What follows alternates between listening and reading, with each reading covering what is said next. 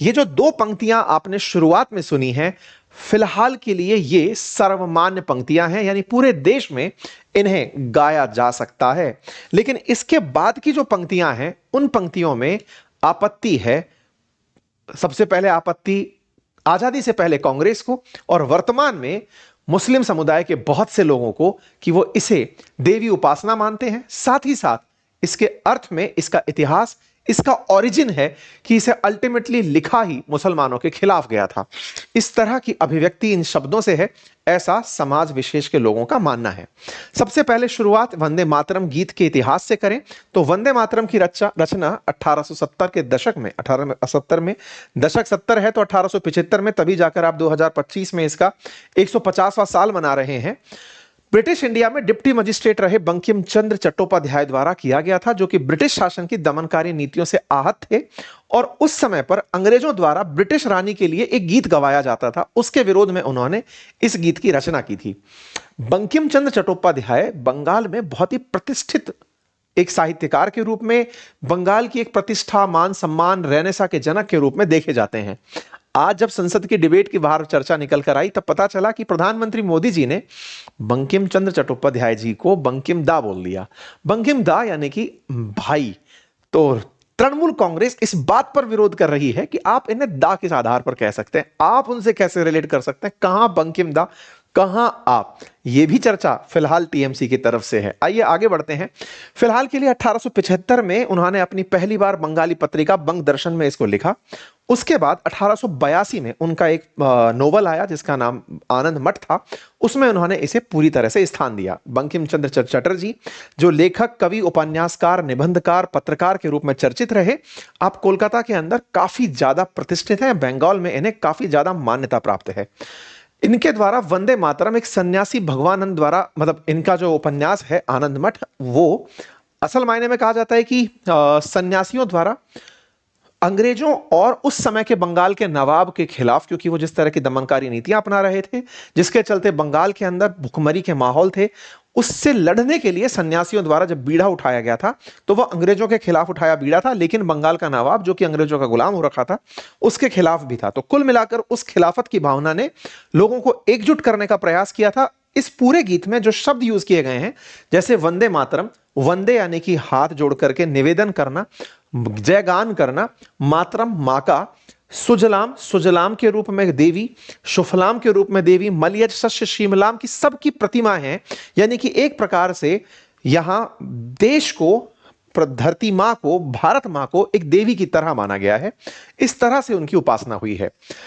1896 में जाकर यही वंदे मातरम गीत पहली बार सार्वजनिक सभा के अंदर गाया गया। सार्वजनिक गायन के लिए रविंद्रनाथ टैगोर जी ने इसे बंगाली शैली में संगीतबद्ध किया। कहते हैं उस समय कांग्रेस का 12वां अधिवेशन था, 12वां सत्र था। उस समय राष्ट्रवाद की लहर बहुत तेजों पर थी। असल में क्या है कि जब 1857 के अंदर भारत के अंदर स्वतंत्रता संग्राम कहिए या 1857 की क्रांति कहिए, कहते हैं कि वो दौर था जिसने ब्रिटिशर्स को डरा दिया था। 1857 के बाद डरे हुए ब्रिटिशर्स किसी भी प्रकार की राष्ट्रवाद की लहर को देखते ही भड़क जाते थे। उन्हें यह भय सताने लगता था कि कहीं फिर से 1857 जैसा स्वतंत्रता संग्राम ना हो जाए, उन्हें भारत छोड़ के भागना ना पड़ जाए। इसी वजह से 1896 में जब इस गीत को लयबद्ध तरीके से गाना जाना शुरू हुआ तो अंग्रेजों को इससे बहुत डर सताने लगा। कहते हैं कि 1882 में उपन्यास का जब प्रकाशन हुआ और इसके कुछ अंश बाहर निकल कर आए तो इसकी चेतना धीरे धीरे फैलने लगी, लोग इसे गीत के रूप में गाने लगे। 1896 में कांग्रेस, जो कि उस समय भारत के राष्ट्रीय आंदोलन का नेतृत्व कर रही थी, उसके अधिवेशन में इसको 1896 के अंदर गाया गया। 1896 में जब इसे गाना शुरू हुआ और 1905 में जब अंग्रेजों ने बंगाल का विभाजन पूर्वी बंगाल और पश्चिमी बंगाल में कर दिया, तब स्वदेशी आंदोलन शुरू हुआ। स्वदेशी आंदोलन में बंगाल को एक करने के लिए रविंद्रनाथ टैगोर जी के द्वारा बंगाल की सड़कों पर चलते हुए वंदे मातरम गीत का गायन करते हुए लोगों को एकजुट किया गया। एकजुट करने में वंदे मातरम ने इस तरह की लहर जगाई कि अंग्रेजों को लगने लगा कि जहां वंदे मातरम गाया जा रहा है वहां अंग्रेजों के खिलाफ प्रदर्शन हो रहा है। इसीलिए उन्होंने इस गीत पर प्रतिबंध लगा दिया।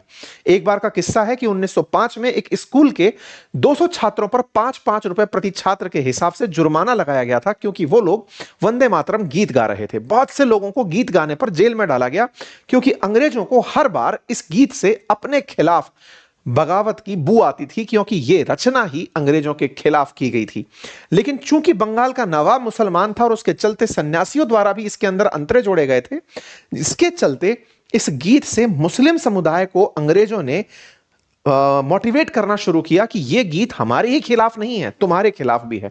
जैसा कि आप जानते हैं कि 1905 में जब बंगाल विभाजन हुआ, और बंगाल विभाजन के समय दुर्जन नामक व्यक्ति, जिसे लॉर्ड कर्जन कहते हैं, नाम तो कर्जन था लेकिन दुर्जन रूप से उसे संबोधित करते हैं, जिसने बंगाल का विभाजन करवाया था, उसे यह बहुत बुरा लग रहा था कि कांग्रेस बंगाल विभाजन के खिलाफ पूरी तरह से लयबद्ध होकर के विरोध कर रही है। उसने इस आंदोलन को पछाड़ने के लिए, स्वदेशी आंदोलन को पछाड़ने के लिए 1906 में मुस्लिम लीग का गठन करवाया। मुस्लिम लीग, जो कि आगा खां के नेतृत्व में ढाका के अंदर निर्मित की गई थी, वो कांग्रेस द्वारा चलाए जा रहे स्वदेशी आंदोलन की हवा निकालना चाहती थी। स्वदेशी आंदोलन के समय ही कांग्रेस के अंदर दो धड़े बन गए थे, एक नरम दल और एक गरम दल। गरम दल चाहता था कि स्वदेशी आंदोलन को पूरे देश में फैलाया जाए, बंगाल विभाजन के लिए, बंगाल विभाजन के खिलाफ, अंग्रेजों के खिलाफ पूरे देश को एकजुट किया जाए। वहीं कांग्रेस का नरम दल का जो धड़ा था वो चाहता था कि नहीं, ये क्षेत्रीय मसला है और ये यहीं रहे। इसी के चलते 1907 में कांग्रेस का विभाजन हो गया था। 1907 में कांग्रेस का विभाजन हुआ, अंग्रेजों को बड़ी राहत मिली। 1906 में हिंदुओं के खिलाफ मुसलमानों को भड़काते हुए मुस्लिम लीग की अंग्रेज स्थापना करा चुके थे। यही मुस्लिम लीग वंदे मातरम से अपने अंदर नफरत पैदा कर रही थी। वहीं गरम दल के जो नेता थे वो 1907 में कांग्रेस से अलग होकर वंदे मातरम से राष्ट्रीय चेतना फैला रहे थे। राष्ट्रीय चेतना से डरे अंग्रेजों को 1911 आते आते बंगाल का विभाजन रद्द करना पड़ा था। इसका मतलब वंदे मातरम से पैदा हुआ जो स्वदेशी आंदोलन का रुख था, उसने अंग्रेजों को फैसला पलटने के लिए तो विवश किया, लेकिन वहीं से अंग्रेजों ने देश के विभाजन के लिए एक सोच विकसित कर ली थी, और यही सोच आगे चलते हुए मुस्लिम लीग के लिए एक फ्यूल का काम करती गई। वहीं चूंकि बंगाल विभाजन रद्द कर चुके बंगालियों में यह फीलिंग ऑफ अचीवमेंट था, तो वो जब भी अंग्रेजों के खिलाफ इसे गाते, अंग्रेज तत्काल प्रभाव से मुसलमानों को भड़काते कि देखो बेटा, हमने तो विभाजन रद्द कर दिया, अब तो ये तुम्हारे लिए गाते हैं। वहीं से मुस्लिम लीग के अंदर यह भाव पैदा होने लगा, और कहते हैं कि जब खिलाफत आंदोलन हुआ, खैलिफेट के खिलाफ आंदोलन हुआ प्रथम विश्व युद्ध के बाद में, तब मुसलमानों का खिलाफत आंदोलन में साथ लेने के लिए मुस्लिम लीग के साथ कांग्रेस ने जब समझौता किया, उसी समय कांग्रेस ने तुष्टीकरण शुरू किया, क्योंकि बहुत से मुद्दों पर, क्योंकि मार्लियामेंटो सुधार जब हो रहे थे, उस समय पर जो मुस्लिमों के लिए पृथक प्रतिनिधित्व की बात की गई थी, सेपरेट इलेक्टोरेट की बात की गई थी, उस बात पर जिस प्रकार की स्वीकार्यता कांग्रेस ने मानी थी कि हमें विरोध करने के लिए अंग्रेजों के खिलाफ मुस्लिम लीग का साथ चाहिए, और उनकी इन नीतियों को हम फिलहाल के लिए स्वीकार करते हैं कि मुसलमानों को चुनेंगे तो हमें कोई आपत्ति नहीं होगी। कहते हैं कि इसी तरह से मुस्लिम तुष्टीकरण राह पकड़ने लगा, और मुसलमानों को लगने लगा कि हमारा विरोध मायने रखता है, अब हम जो चाहेंगे वो मांग सकते हैं। पहले सेपरेट इलेक्टोरेट मांगा, फिर अपना अलग देश मांगेंगे। यही कारण था कि कांग्रेस में शामिल जिन्ना समय रहते बाद में वंदे मातरम गीत के स्टैंजाज पर और इवन वंदे मातरम पर विरोध करने लगे।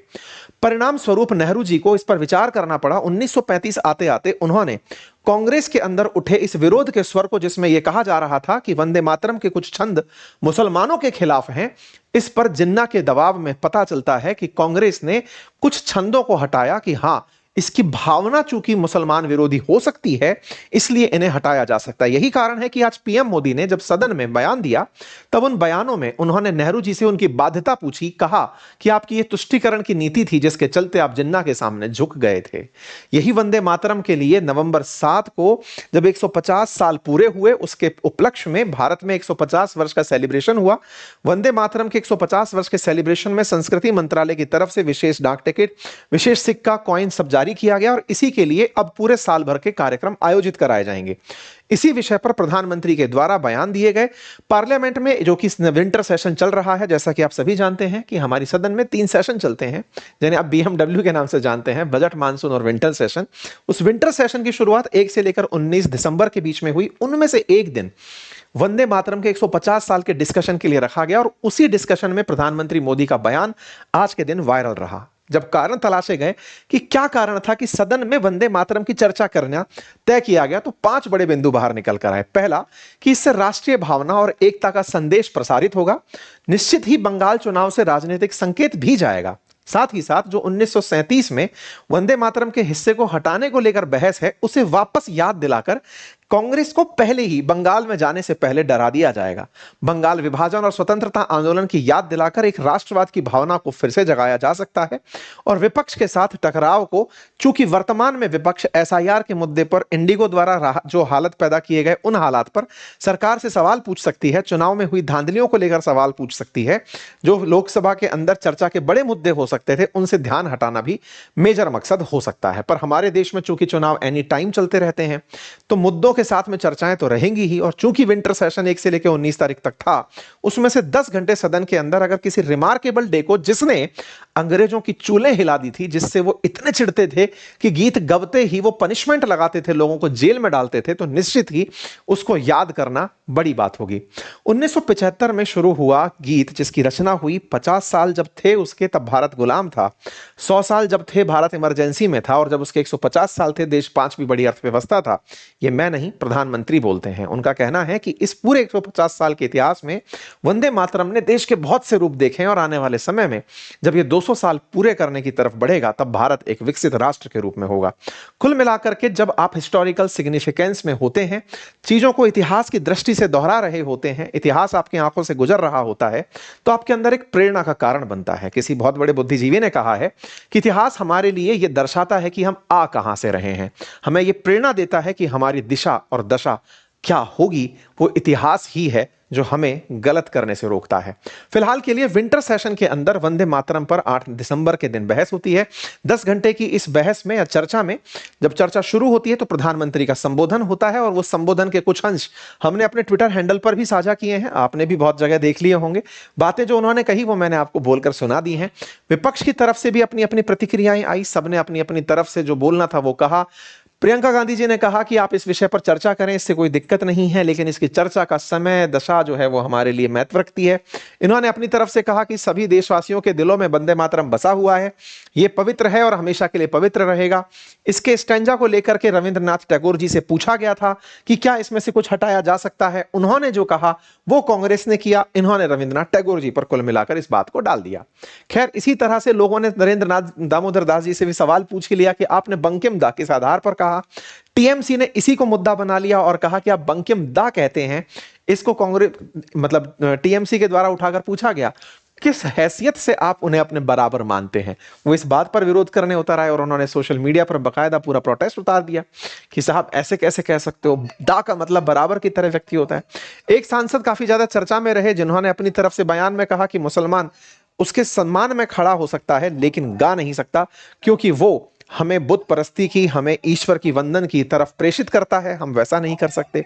अपने अपनी तरफ से दिए बयानों में लोगों की अपनी प्रतिक्रियाएं हैं। असल मायने में जानना और जताना भी सरकार यही चाहती है कि वंदे मातरम से किसको क्या ऐतराज है, इसकी ऐतिहासिक प्रासंगिकता में भारत का विभाजन अल्टीमेटली इस गीत से कैसे प्रेषित हुआ, ये आज के यूथ को पता तो चले। खैर, फिलहाल के लिए कुछ लोगों की प्रतिक्रियाएं इस पर भी हैं कि भैया खुली सांस तो ले लो, गा लेंगे वंदे मातरम। कुछ का कहना है टैक्स पे बात कर लो, गा लेंगे। इंडिगो को सही से चला दो, गा लेंगे। खैर, सबके अपने अपनी प्रतिक्रियाएं हैं, मैंने आपके सामने सब रखा। अमित शाह जी ने भी इस पर लंबा चौड़ा बयान दिया, सबने अपनी अपनी बातें रखी। कुल मिलाकर इन बातों का यही कहना है कि साहब वंदे मातरम में बहुत सी बातें हैं जो आपको पता हो। पहली बात यह कि अंग्रेज और मुगल नवाब आम प्रजा के जब शोषण कर रहे थे उस समय पर आनंद मठ में बंकिम चंद्र चट्टोपाध्याय जी के द्वारा इसे लाया गया था, जिसमें सन्यासियों का नारा था कि मां को नमन वंदे मातरम। 1896 के अंदर कांग्रेस पार्टी के कलकत्ता अधिवेशन में पहली बार इसे गाया गया गुरु रविंद्रनाथ टैगोर जी द्वारा। उस समय कांग्रेस पार्टी के अध्यक्ष रहमतुल्लाह सयानी थे। अंग्रेजों ने इसके ऊपर बैन लगाया। बाकी जो बातें यहां पर लिखी पढ़ी गई हैं वो मैंने आपको बोलकर सुना दी हैं। कुल मिलाकर के वंदे मातरम की प्रासंगिकता आपको पता चली इस बहस के चलते ही। ये भी वंदे मातरम पर हुई चर्चा का पूरे देश को महत्व समझाती है। बाकी आप लोग इस विषय पर क्या सोचते हैं, अपनी राय जरूर बताइएगा। चैनल पर नए हैं तो सब्सक्राइब कीजिएगा। वंदे मातरम अगर आप वाकई में पूरा जानते हैं और बिना नकल किए कमेंट बॉक्स में लिख सकते हैं तो जरूर लिखिएगा। इवन 2 ही स्टैंजा भी अगर आप लिख पाते हैं तो लिखिएगा। बाकी हां, आप सभी साथियों को बहुत बहुत धन्यवाद जो हमारे इंस्टाग्राम पर जुड़ करके अब इंस्टा न्यूज हमसे पा रहे हैं। अंकित अवस्थी के नाम से, अंकित कुमार अवस्थी के नाम से इंस्टाग्राम पर अभी 3 लाख फॉलोअर्स जो पूरे हुए हैं, और वो दिन भर आजकल शॉर्ट रील्स में न्यूज का जो शौक पूरा कर रहे हैं, उन सभी को बहुत बहुत धन्यवाद।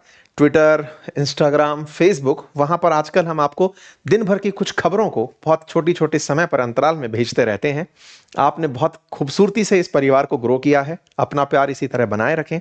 साथ ही साथ अगर आप स्टॉक मार्केट और म्यूचुअल फंड्स में जुड़कर हमसे नॉलेज चाहते हैं कि हम आपके उस रास्ते में आपके साथी बनकर आपको ज्ञान में अपने साथ जोड़ पाएँ, कुछ आपसे सीख पाएँ, कुछ आपको सिखा पाएँ, अनुभव साझा कर पाएँ, तो आप बातें बाज़ार की चैनल पर चले आएँ। लिंक कमेंट बॉक्स में है। कोर्सेज़ पूरी साल भर की वैधता के साथ हैं। आप जाकर उन्हें चेक कर सकते हैं, पढ़ सकते हैं। बहुत-बहुत धन्यवाद।